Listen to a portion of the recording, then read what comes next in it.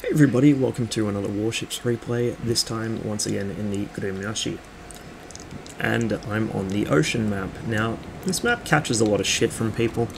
Obviously there's no islands to camouflage you or to provide you some cover, and a lot of people think that, you know, with there being no cover or concealment, the map is useless. Anti-aircraft guns and secondary armament disabled. I actually maintain that the problem is the players, not the map. The biggest issue on this map is that pubbies don't coordinate and they don't take advantage of their team composition. Now, if you get shafted for destroyers like the enemy team did here, it can be more difficult, but often what happens is destroyers will run towards the center of the map and start smoking it out, which allows you to move without too much trouble. The other thing is, if you stick to one side of the map, you'll either run headlong into the enemy force and be able to juke it out with them there, or you'll sort of cap swap more or less, and you can then figure something out from there. I've actually seen people try and cross the T, an ancient naval tactic used for, I don't even know because I'm not really a navy spurg, but probably centuries at least. Certainly it was a big thing during the Age of Sail. And so you can actually form battle lines with, you know, your battleships in a line and your destroyers running interference between them and carriers off behind them in the distance. It does give you a lot to play with, and I think that kind of scares a lot of pubbies. Pubbies don't know what to do. If you gave these people a sandbox, they wouldn't know what to do with it. They need to be given something where it's explicitly demonstrated for them what they can and can't do, which is kind of sad. I think it's kind of a reflection on gaming as a whole these days. A lot of level design is tending towards hand-holding, and game design in general, not just levels. And so, if you give today's gamers a classic game with open plan levels or really complex gameplay, they just won't know what to fucking do, because they need to have their hand held and they need to be told specifically what they can and can't do. They would rather be limited rather than have freedom. I mean, you do have sandbox games where you can do basically whatever you want, and some of them are very popular, but for the most part it seems that a lot of people don't really appreciate choice in games. I run a screening push out to the west here to try and spot the enemy, along with the friendly Marn, and I've got to say that that destroyer against the sun reflecting off the water just looks fantastic. Anyway, we've made contact with the enemy, we've spotted them. They have not yet spotted us, but they will shortly. Marn fires off some torpedoes. I'm not sure why he bothered, he's well outside of his effective range, but I put out some of my own towards his Pensacola. Now, I'm not expecting any hits, but it does kind of shepherd him towards our team. At this point, he's getting close enough to spot me, and so I decide to open up with my guns.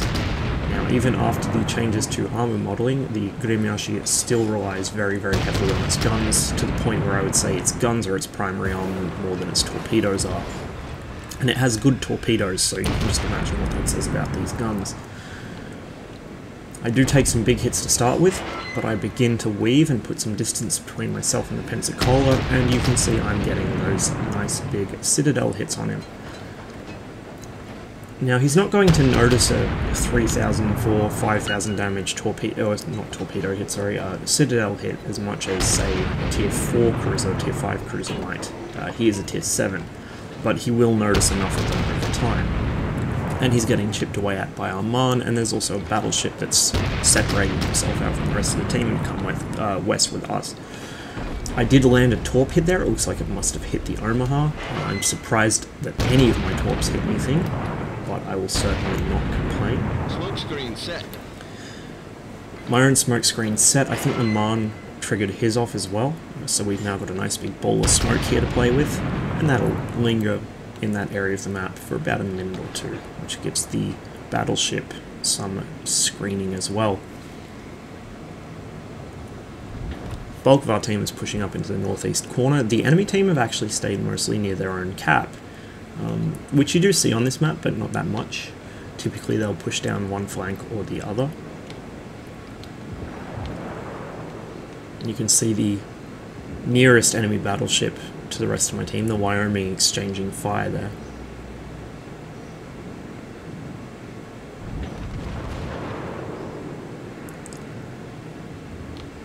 Our Marne is still up.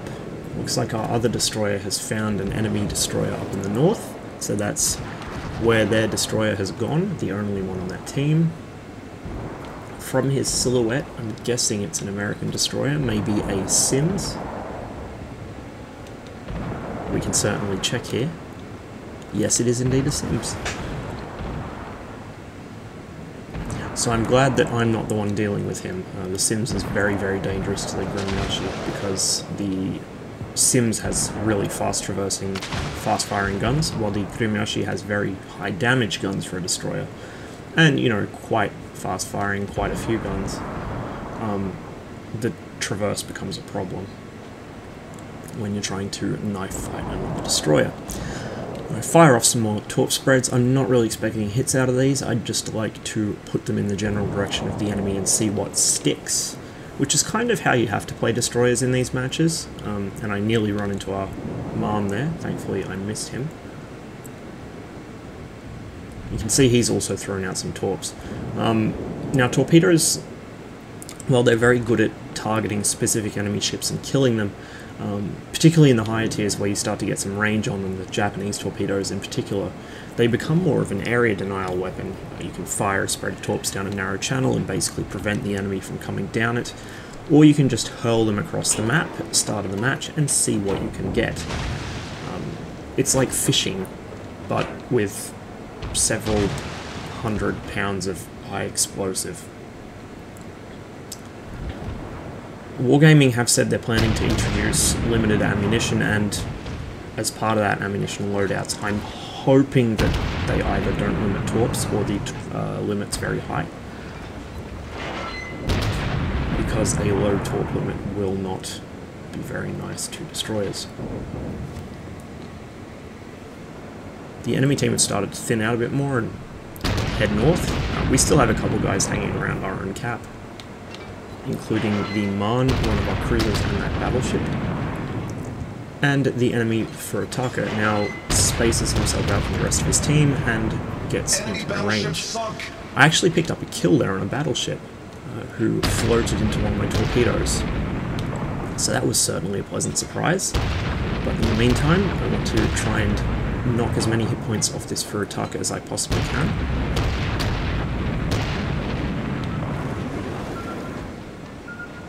Smokescreen set.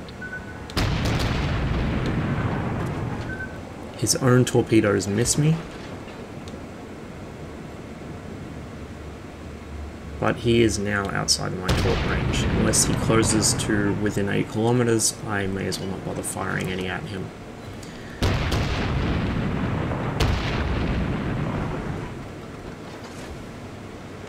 Luckily for me, his gunnery is not very good.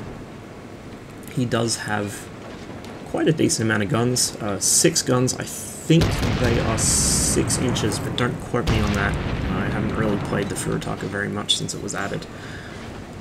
It gets a bad rap from pubbies. Again, I haven't played it much, so I couldn't really say one way or the other whether it's a good ship or not, but it does seem to get wiped out rather easily if it gets focus fired. Now he's turning back towards me, so I do fire off 2 spreads of torps, and as usual you can see me firing one spread slightly in front of his position and one slightly behind, the idea being that if he tries to evade one way or the other, he should still catch some torpedoes. Sometimes it works, sometimes it doesn't. Problem solved, sir. In the meantime, while I wait for the torpedoes to run themselves out of fuel, I do get some more hits in, including a nice citadel there. Few more hits go in. Looks like one of the torps might catch him, if my guns don't do the job first. Boom. Enemy Torp hit. cruiser sunk. I'm now getting quite low on hit points. I've just used my damage control team, and oh god, here come the dive bombers. Now, the reason these dive bombers are suddenly coming for me is because I am out by myself, so I don't have very much in the way of anti-aircraft fire support. You can see the nasty effect those things have I'm really glad that the cooldown on my repair ability is so short. But the other reason that these dive bombers are coming for me, other than the fact I'm singled out, and you can see they just missed me there, is that I'm getting really close to their Ranger, their aircraft carrier, who's just to my north, although he's not spotted. Enemy Pensacola strays too close, falls victim to my 130mm shells. But there are more bombers in the air. Those ones are heading back to the carrier to rearm, it looks like. I'm down to just 183 hit points, and I'm well within range of many of these enemy ships. I decide to put out some fire at this Wyoming and see if I can finish him off. I do get some hits, but they bounce. And I'm so focused on trying to actually hit the Wyoming that I end up running into the edge of the map, and I'm very glad I did that while the enemy bombers were landed on their carrier rearming. If they'd been in the air at the time, I would have probably just died. With the air currently clear, I shift my attention to these two battleships. The New Mexico is nearly dead, so I try and focus him down and keep that fire burning. And then I'll go for the New York. And there's the Ranger, you can see him in the top left corner of the map there. We have a destroyer and cruiser in the enemy cap. Another destroyer coming in. So we're putting cap pressure on them. We're also running them out of ships. But they can still do quite a bit of damage.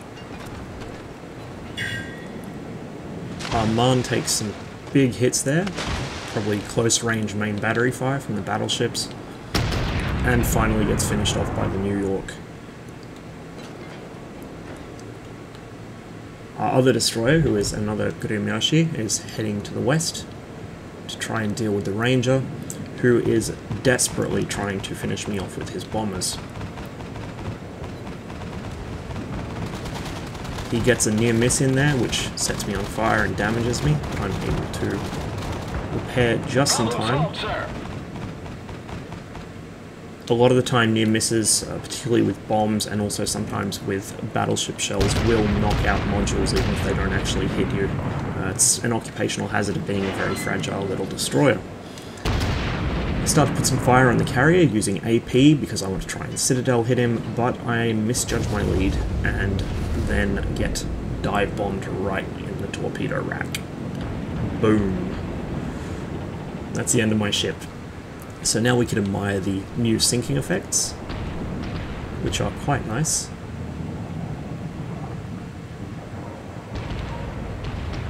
And down goes my ship. But my team have got me covered, even after my own sinking. They managed to finish off the final enemy battleship, and now this Ranger is not long for the world. Still 6.5 minutes roughly left in the match. We have people on cap, so we're putting cap pressure on.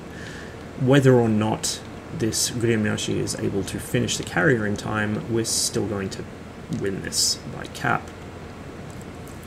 Because he wasted all his bombing runs trying to finish me off, well, perhaps not wasted, he was protecting himself, but because he used those dive bombers on me instead of the guys in cap, this Ranger can now do basically nothing to try and win the game. He gets some more bombers airborne, but it's way too late, and that's a win for us.